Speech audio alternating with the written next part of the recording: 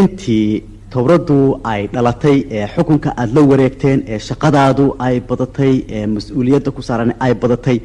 noloshaadii sidee bay isu bedeshay haddaan rulow noqdo jaalle waxaan oran karayaa shaqadu way igu korodhay waana igu badataan oran karaya markaan rulow noqdo oo waxaa dhici kartaa inaan hameenkiina seexanin marar badan maalintiina aan ku xiriiriyo ayaa dhici karta laakiin haddana waxaan moodahayaa waxa aan u shaqaynhayaa wax qiimo weyn ay yihiin dadka Soomaaliyeed iyo noloshooda iyo xornimadoodii hore oo kacooda iyo wanaagooda inay tahay haddii noloshu ama dhib ha mudato ama yeenan mudanine mar haddaan hawshaas gobta ah randhiiska dambana u yeelanaya ilmaha Soomaaliyeed aan hayo dhibaatada isoo gaaraysa ma kasaba Mr President markaadan shaqaynaynin arrimaha aad ku madadaalato ee hawbiga ku ah maxaa kamid ah wallahi mar aan shaqayn ma arkinba wax aan micno lahayn mooyee markastaba shaqa waa taala intaan noolahay dadka naga inaan iyo dalka naga u shaqaynayaan jecel saasaana waqti badan u lahayn laakiin markii aan shaqada ku daalo si shaqada haddana aan xoog ugu sii yeelano meelaha aan aadaa waxa kamid ah xarunta dhexdeeda geedkan la yiraahdo big bombka aan ku madadaasho waxa kale oo kamid ah inaan volleyballka isagana aan askarta iyo ama dadka saaxiibada aan la ciyaaro haddii ay ii soo gashana haddaan faras helo waa jeclahay inaan eriyo cabaar Mr President waxaan jeclahay in aan ku weydiiyo shaqada aad qabato ta aad ugu jeceshahay runtii shaqada dalku ma kala leh mid la jeclaa mid gaar ah laakiin kullayba anigu waxaan ugu jeclahay marka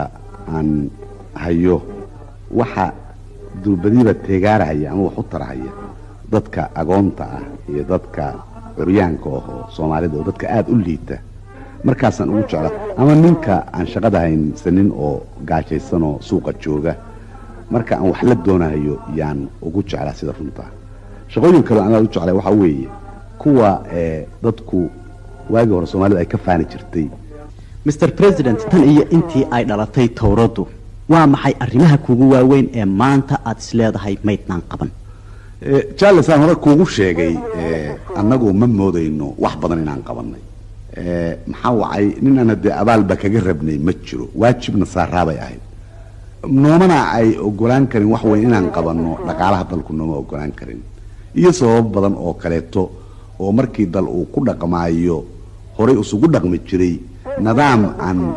maslaxadiisa haynin laakiin waxaanu isleenahay marba kulli wixii idin soo gaara suga waxaanan qabnaa waxa Soomaaliya u baahan tahay wax far badan inay yihiin oo in la qabtaa xaq ay tahay dhaqaalaha wax badan bay u baahan tahay in laga qabto tacliinta wax badan bay u baahan tahay in laga qabto caafimaadka wax badan bay u baahan tahay in laga qabto xagga dhismada aadanimada sharafkiisa iyo gobonimadiisa wax badan bay u baahan tahay in la qabto marka Jaalle inta caruur Soomaaliyeed ay gaajo u dhimanayso ama qof Soomaaliyeed uu cudur u dhiman hayo sideeba aan marka ugu marayn karayna inaan wax qabanay balse anaga idin waxa weeye maalin walba meeshii aan qabanna waa inay meel sugan noqotaa ee wax dhalanteeda waa inay noqon waxaanu qaban karno inaan qabanno waxaanan qaban karin inaanan u dhuuntaagin waqti aan munaasib ahayn anagoon gaarin waqtiga munaasibka mid walba inaan sugno ayay tahay taladanadu Mr President waxaa jira dad fara badan oo Soomaaliya oo ku dhaqan dalalka dibadda oo markii ugu horeysay maanta codkaaga maqlaya fariinta aad dadka maanta gaarsiinaysaa waa maxay waxaan gaarsiinayaa ummad walba adduunka joogta taariikh bay leedahay dadka Soomaalida oo dibadda jooga waxaan gaarsiinayaa aan una dirayaa waxa weeye xornimada Soomaaliyeed markii ay isku bilowday inay baadi goobto u halganto dadka dibadda jooga qayb weyn bay ka qaateen waxay uga qaateen xoolahooda waxay uga qaateen codkooda waxay uga qaateen in ay istaageeraan isjeclaadaan ayaan darro waxa ahayd markii xornimadii la helay sidii maamulkuba halka uga xumaaday iyagana maamulku inuu ka xumaaday qofku wuxuu ku sharaf leeyahay dalkiisa haddii uusan dalkiisa aaminsanayn wax xushmadaynaya ma jiraan